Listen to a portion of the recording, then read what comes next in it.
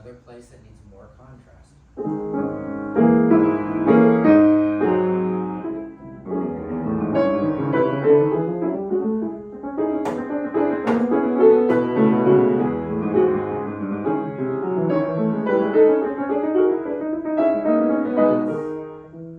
Isn't this soft? Where are we at? That should be soft, right?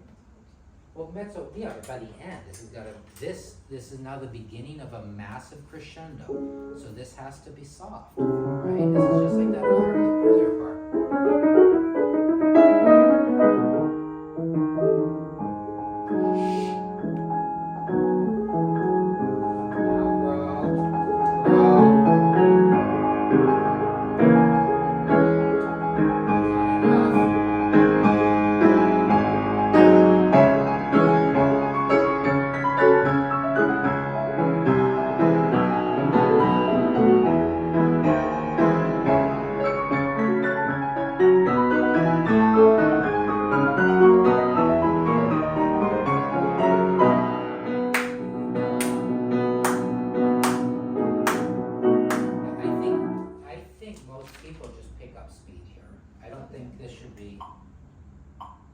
I don't think that's 60 anymore.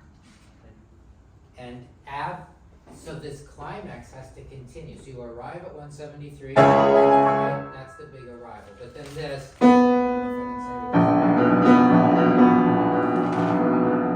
think this is moving.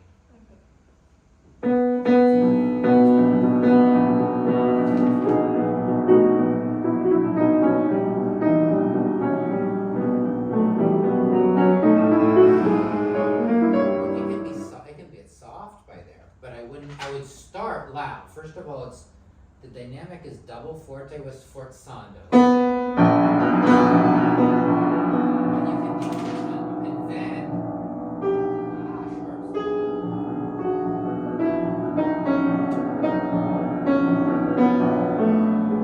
And it's kind of spooky, right? But not slow. Then you go from the arrival.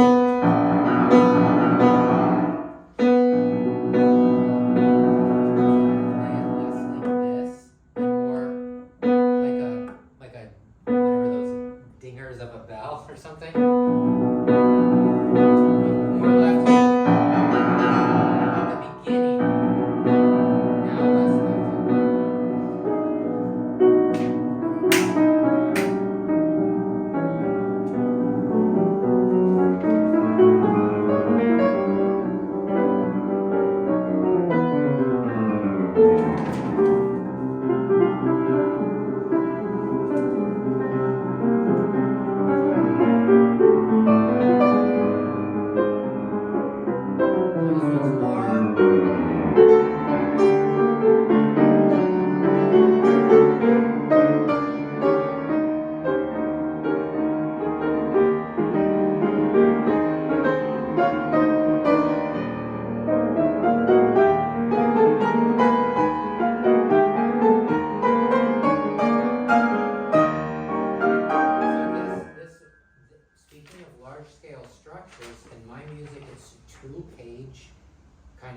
segment, which is arriving in measure 213. Okay. And that was, 213 was not loud enough in your performance, but it's not just decibels, you have to set it up. So you start this section, that's kind of part one. Now you have, it's like we're waiting for something. It's not really, smorzando means dying away, but it's not really dying, not dying away, we're waiting.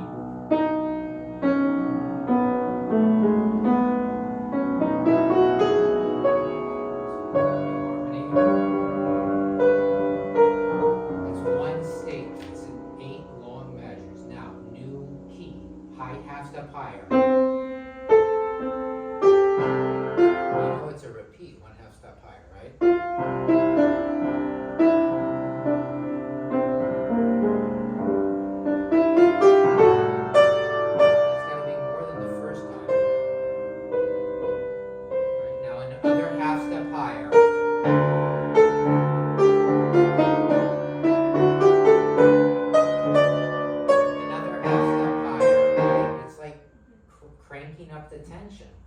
and the tension is building to 213.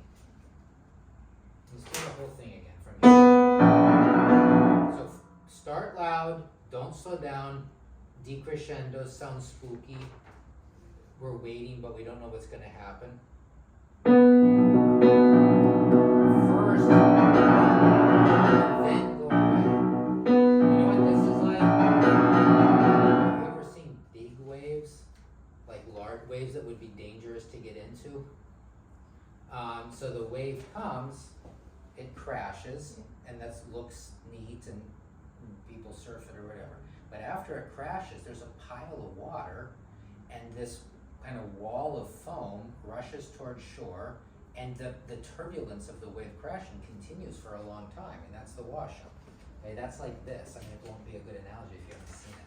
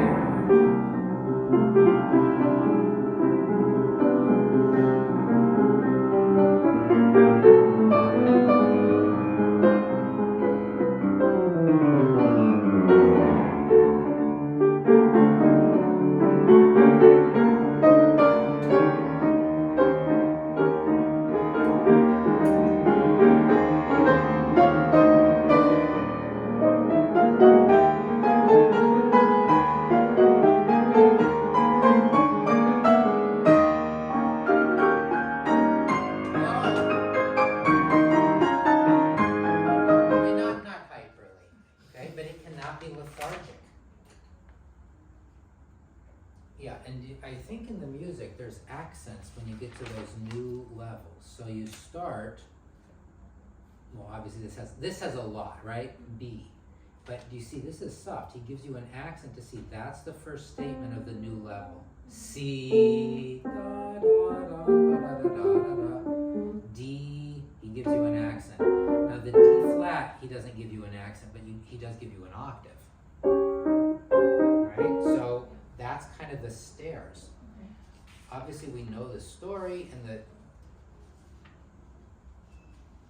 because it starts in major, it's we assume it's going to end happy. We think it's going to be a happy story, but you know that's not always the case. Look at the second ballade and look at the fourth ballade. They both start happy and they end very tragically. So we shouldn't assume that.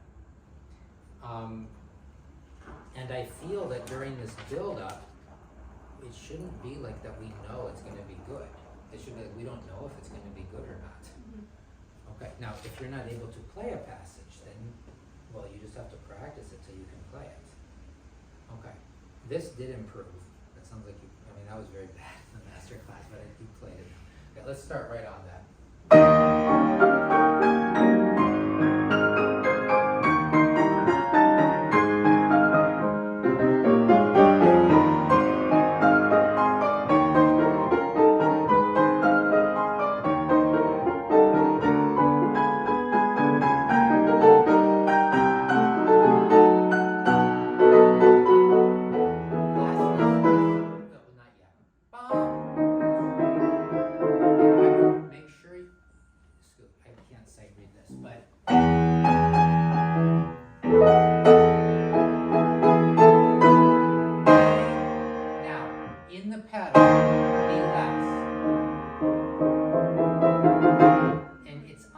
Inside of that chord.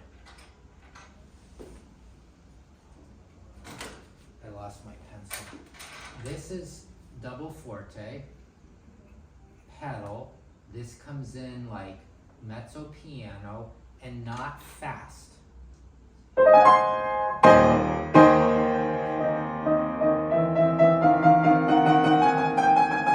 you can, this is accelerate. It doesn't mean go faster.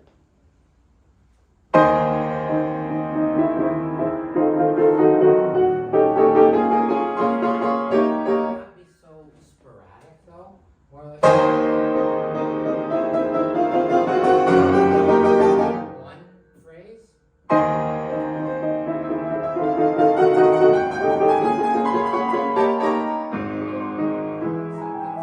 And you maybe you do have to take time for a left hand's jump, but it shouldn't sound like you do a large decelerando for one jump. It's just stretch the jump and then keep going.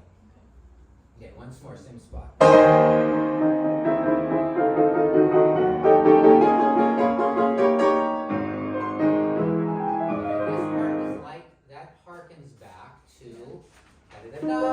Right, so that also, that's providing, the other thing that makes the piece not sound like a gangly vine is when things reference each other. And we should hear that as a reference. And again, I'm lacking completely the tops. This. I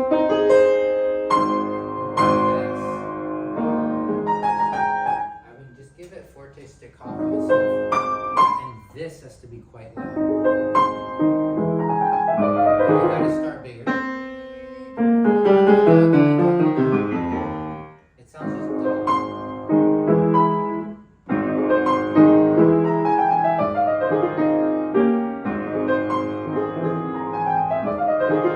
Can you do it? It's better, but it's slow. Do it again.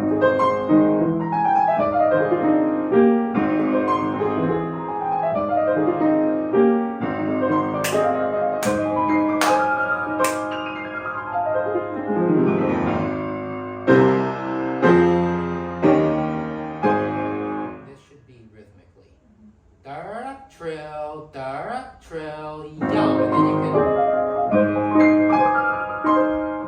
then the end thingy can be stretchy. This is from today, but I think you already know you're supposed to be like da da da da da da. Okay, do you feel like you understand?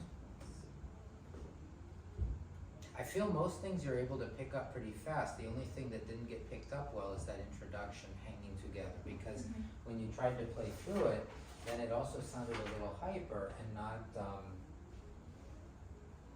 sort of expansive enough. It should sound expansive and it should sound introductory. It's not charging towards something the way those other build-ups are. Do you feel like you know what to do, or it's just getting pulled in a different direction? For the first section, how would you practice?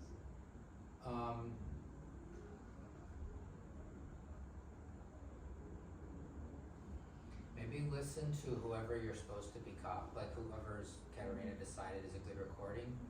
Listen to that, but just opening a couple pages a couple times. Or why don't you play it with them a couple times? I feel you're very stuck in this very slow tempo and you need to get shaken out of it.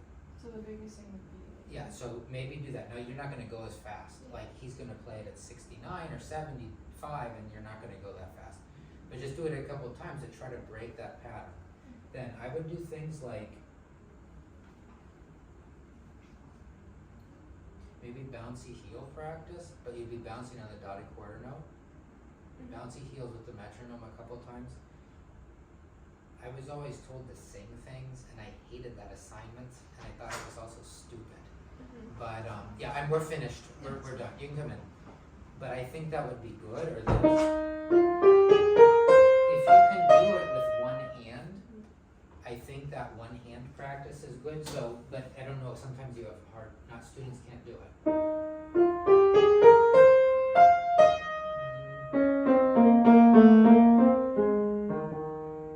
Like that a couple times. Then add the notes and say it has to sound the same. But the problem is when you do this and you have your foot, then you're bogged down by that junk.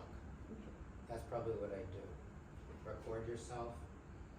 Maybe mark in the music what the big phrases are, and the big phrase, like say 4 to 8 to 12 measures, has to take priority over the small stuff, and go through it and maximize all the contrasts. Okay?